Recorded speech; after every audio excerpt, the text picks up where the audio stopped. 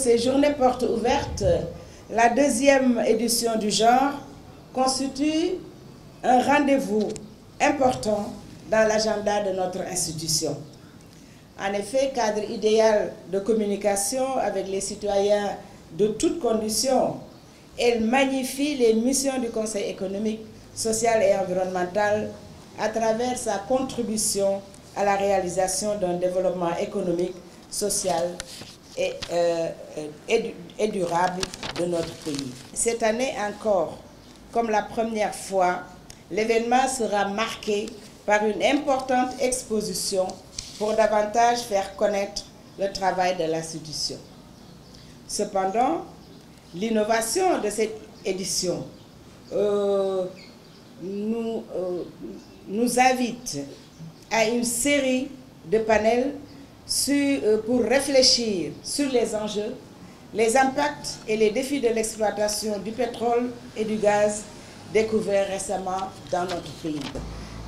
Son Excellence, Monsieur le Président de la République Macky Sall, nous avait instruit en fait de mener une réflexion plutôt anticipative sur les modalités d'une gestion durable de nos ressources naturelles, en particulier le gaz et le pétrole.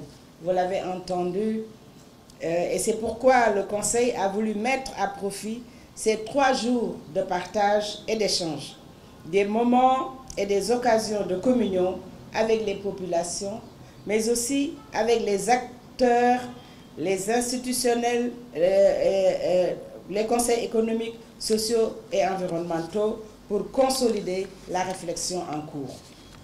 Oui, il est établi que si de nombreux pays ont connu ce qu'il est convenu, comme vient de le dire Monsieur le ministre du Travail et en charge des relations avec les institutions, s'il est convenu d'appeler la malédiction du pétrole, c'est parce qu'ils n'ont pas pu mettre en place en réalité des mécanismes d'une exploitation inclusive de gestion durable de leurs ressources.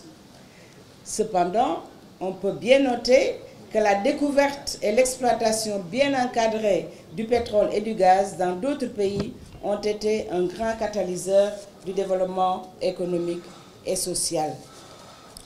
La raison majeure réside bien entendu dans l'impact considérable des revenus du pétrole sur les budgets des pays producteurs.